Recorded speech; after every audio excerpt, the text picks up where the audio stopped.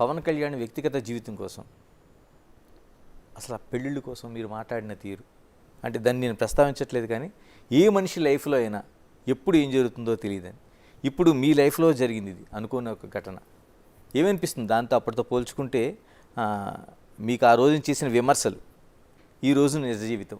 ఈ ఘటనకి కొన్ని నెలలు సంవత్సరం ముందు నేను ఆ విమర్శ చేశాను. నిజమే, చేసిన దానిలో నేనేమని విమర్శ చేశానంటే, మా వైజాగ్ అమ్మాయి నందిని అనే ఒక అమ్మాయిని ఆయన పెళ్లి చేసుకున్నారు, చక్రధర్ గారు అమ్మాయి. ఆమెకు విడాకులు ఇచ్చిన తర్వాత రేణుదేశాయికి చేసుకున్నారు. ఓకే, అది కరెక్టే, అది నేను తప్పు పట్టట్లా. రేణుదేశాయి గారికి చేసుకున్న తర్వాత మూడో వ్యక్తికి గర్భం దాల్చారు మూడో వ్యక్తి అని నేను అనలా, రేణుదేశాయి గారు అన్నారు. రేణుదేశాయి గారు చాలాసార్లు ఈ విషయం బాధపడేటప్పుడు రేణుదేశాయి గారు పవన్ కళ్యాణ్ భార్యను కూడా చూడకుండా ట్రోల్ చేశారు. ఎవరు? ఈ జనసేన పిచ్చోళ్లే విపరీతంగా ఆవిడని కూడా ట్రోల్ చేసి పడేసినారు. ఆవిడ నన్ను క్షమించండి, నేను ఈ మాట నేను అడిగినందుకు క్షమించండి అని చాలాసార్లు ఆవిడ ప్రాధాయపడి రిక్వెస్ట్ చేశారు కూడా. అంతగా ట్రోల్ చేశారు. వాళ్ళకి ఇది ఉండదు, కామన్ సెన్స్ ఉండదు. సో అది నేను ప్రశ్నించాను, మరి అది నేరం కాదా? ఎప్పుడైతే మూడో స్త్రీతో గర్భం దాల్చారో ఆ తర్వాత కొద్ది రోజుల తర్వాత ఇది జరిగింది. ఏది? ఈ రెండో భార్యతో విడాకులు అనేది జరిగింది. ఆ తర్వాత ఇప్పుడు మూడో భార్యకి పెళ్లి చేసుకున్నారు అన్నది ఇప్పుడు చేసుకోవచ్చు, నేను కాదనట్లే. ఈ విషయాన్ని నేను అడిగాను. అయితే మరి మీరు ఇన్ని అన్నారు కదా, మీ జీవితంలో ఎలా జరిగింది కదా అంటే, నా జీవితంలో జరిగింది ప్రతి ఒక్కటి చెప్పాను ప్రజలకి. పవన్ కళ్యాణ్ చెప్పగలిగాడు? చేసుకుంటూ పోయాడు ఆయన. ఒకటోది నెంబర్ 2, నెంబర్ 3 చేసుకుంటూ పోతే వాళ్ళ ఆరోపణల వల్ల మనకు తెలిసింది, వాళ్ళు ఒకరికొకళ్ళు మాట్లాడుకోవటం వల్ల తెలిసింది. నాది అలా కాదే, నా పైన ఎవరు ఆరోపణ చేయలేదే, నేనే చెప్పా. ఎస్, నా మొదటి జీవితం ఇది, నా రెండో జీవితం ఇది, నేను ఇలా చేస్తున్నాను అని ఎప్పుడు చెప్పాను? గొడవ జరుగుతున్న మొదటి రోజే చెప్పాను. ఎక్కడ అబద్ధం ఆడలేదే. ఆయనకి నాకు ఈ డిఫరెన్స్ ఉంది కదా, నేను వాస్తవాలు చెప్పాను కదా, ఆయన చెప్పలేకపోయారు కదా. కాబట్టి ఆ విమర్శ తప్ప ఒప్ప అనడం కన్నా, పవన్ కళ్యాణ్ చేసుకోవటంలో కూడా 3 పెళ్ళిళ్ళు చేసుకోవడం తప్ప ఒప్ప అంటే ఆయన అవసరం, ఆయనకున్న పరిస్థితులు, ఆయనకున్న ఎటువంటి ప్రభావాలు పరిస్థితులు అటువంటి పరిస్థితికి దారితీసాయో ఆయనకు తెలుస్తుంది, నాకు తెలియదు కదా.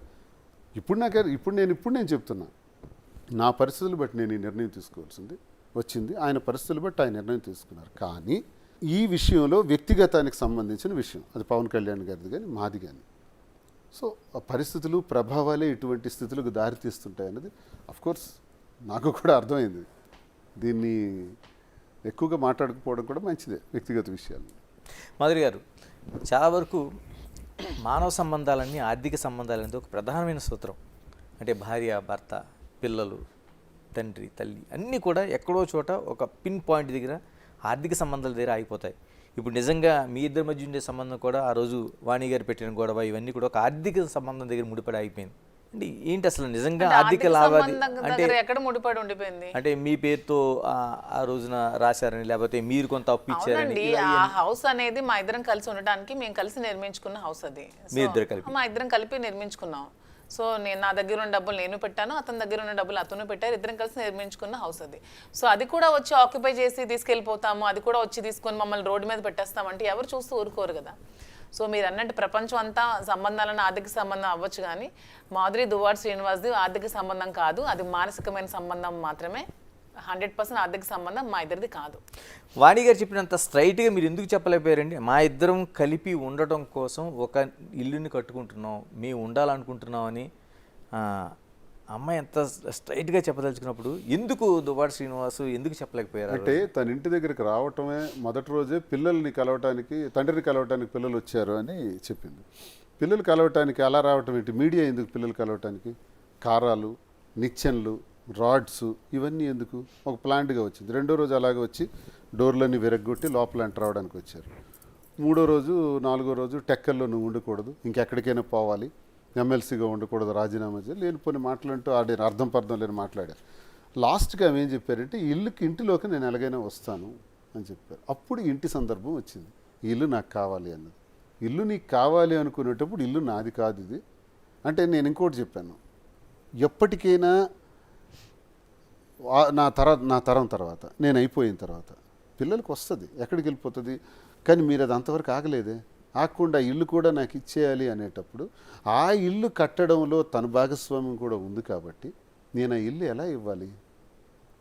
అప్పు తీర్చేనే ఇవ్వాలి, ఆ అమ్మాయికి డబ్బులు మళ్ళీ నేను అందించి రిజిస్ట్రేషన్ చేయాలి. అలాంటి పరిస్థితుల్లో నేను రిజిస్ట్రేషన్ చేయలేను కాబట్టి ఉన్న ఆస్తులన్నీ చేసేస్తాను, ఇది ఒక్కటి మాత్రం నేను ఇవ్వలేను అని నేను చెప్పాను. వినలేదు, దానికోసమే గొడవ పెట్టారు. గొడవ పెట్టేటప్పుడు మరి ఇంకెందుకు, అప్పుడు డబ్బులు ఇచ్చే పరిస్థితి అదే లేదు కాబట్టి వెంటనే ట్రాన్స్ఫర్ చేసేసాను, మాధురి పేరున ట్రాన్స్ఫర్ చేశాను. ఇది జరిగిన కథ. ఇప్పుడు అది నేను ఇవ్వకపోతే ఆమె పేరున మరి ఆ డబ్బులేనే ఇవ్వాలి కదా, లేదా వాణియేనే ఇచ్చే డబ్బులు తీసుకోవాలి. తను చెప్పారు నాకు 2 కోట్ల వరకు నేను ఇచ్చాను, శ్రీనివాస్ గారు తిరిగి ఇవ్వాలనే ఉద్దేశంతో నేను ఇవ్వలేదు, వాణి అయినా సరే నాకు ఆ డబ్బులు ఇచ్చి తీసుకోవచ్చు అని చెప్పారు. మరి ఎందుకు ఆ పని చేయలేదు ఆమె? మరి ఆ అప్పు ఎలా తీరుస్తాం ఆమెది? కాబట్టి ఇల్లు రాశాను. ఇలాగ జనాల నుంచి, పబ్లిక్ నుంచి, అంటే ఆ రోజున మొదట జరిగిన ఘటన దగ్గర నుంచి ఇప్పటివరకు చూసుకుంటే పబ్లిక్ యాక్సెప్టెన్సీ మీకు ఎలా ఉంది? అంటే ఆ రోజు నిజంగానే చాలా వరకు ఒక ఆశ్చర్యకరమైన విషయంగా చూశారు. అంటే శ్రీనివాస్ గారు ఏంటి, మాధురి గారు అనే ఒక ఆవిడతో సంబంధం ఏంటి అనేది ఒక పెద్ద చర్చ అన్నది. రాను ఏమనిపిస్తుంది మీకు? అంటే పెద్ద చర్చ నుంచి రాను జనాలు నిజాలు తెలుసుకోవడం స్టార్ట్ చేశారు. సో వాళ్ళు కూడా యాక్సెప్టెన్సీ ఉంది, మమ్మల్ని ఎక్కడికైనా చాలా ప్రేమతో ఆదరిస్తున్నారు. అసలు వాళ్ళ ఇంటి ఆడపిల్ల నన్ను చూసుకుంటున్నారు. నాకు కొన్ని దగ్గర నాకు కళ్ళు చెమర్చే సిచ్యువేషన్స్ కూడా నాకు ఎదురయ్యాయి. ఒకరోజు ఒక బ్యూటీ పార్లర్కి వెళ్తే ఫారెన్ నుంచి ఒక ఆవిడ వచ్చారు. అంటే ఆవిడ వైజాగ్ ఆవిడ, అక్కడ అడ్వకేట్ తను. నా కోసం ఒక 2 hours వెయిట్ చేసింది నన్ను కలవడానికి. వెయిట్ చేసి వాళ్ళ ఇంటికి తీసుకెళ్ళి నన్ను ఒక ఆడపిల్లలా ట్రీట్ చేసి పంపించి చీర బొట్టు అన్నీ పెట్టి పంపించడం జరిగింది. ప్రతి ఒక్కరు కూడా వాళ్ళ ఇంటి ఆడపిల్లలా నన్ను ఆదరిస్తున్నారు. అవన్నీ చూస్తే నాకు చాలా హ్యాపీగా అనిపిస్తుంది. వాటితో పోల్చుకుంటే ఈ ట్రోల్స్ అనేవి నాకు 0 అనిపిస్తుంది. వాళ్ళ ప్రేమ ముందు ఇలాంటివన్నీ నా బ్యాక్ సైడ్ ట్రోల్ చేసే వాళ్ళకి అవన్నీ ఒక 0 అనిపిస్తుంది నాకు. వీళ్ళ ప్రేమను చూస్తుంటే పబ్లిక్ యాక్సెప్టెన్స్ చాలా బాగుందండి. మా ఇద్దరిని చూస్తే వాళ్ళ కళలో ఒక యాంగ్జైటీ, ఎక్సైట్మెంట్, హ్యాపీనెస్ కనిపిస్తున్నాయి. ఎక్కడికి వెళ్ళా మమ్మల్ని కలవడానికి ఎక్కడెక్కడి నుంచి మా ఇంటికి వస్తున్నారు.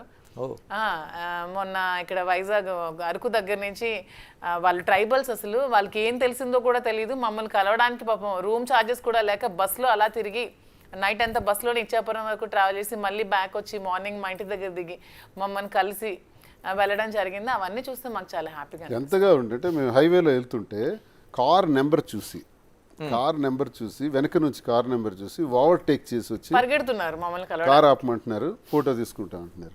కార్ నెంబర్ వాళ్ళకి ఎలా తెలుసు అంటే ఎంతగా ఇది వెళ్ళిందో చూడండి గ్రౌండ్ లెవెల్కి. నేను ఇద్దరిని ఒకటే అడగదలుచుకున్నాను, ఎందుకంటే అంత సొసైటీలో అంత యాక్సెప్టెన్స్ ఎందుకు వచ్చింది? ఎందుకంటే మా వైపు నిజం ఉంది, నిజాయితీ ఉంది.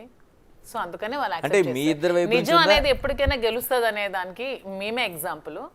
నిజం గెలిచింది కాబట్టి వాళ్ళందరూ మమ్మల్ని యాక్సెప్ట్ చేశారు, మమ్మల్ని అలా ప్రేమగా చూసుకుంటున్నారు. మాలో నిజాయితీ లేకపోతే అలా చేసి ఉండేవాళ్ళు కాదు. సో మాలో నిజాయితీ ఉంది కాబట్టి ప్రజలు కూడా మమ్మల్ని యాక్సెప్ట్ చేశారు, అంతే విధంగా ఆదరిస్తున్నారు. సో వాళ్ళందరికీ టెక్కలి నియోజకవర్గం ప్రజలకు ఎప్పుడో తెలుసు, మా 2 నియోజకవర్గం రాష్ట్రాలకి ఇప్పుడు తెలుస్తుంది. ఇది బయట మీకు తెలియటం లేట్ కానీ మా స్థానిక ప్రజలందరికీ తెలుసు. ఓకే, వాళ్ళు ఇది పట్టించుకోరు, ఇది మాకు ఎప్పుడో తెలిసిన గొడవే కదా అంటారు.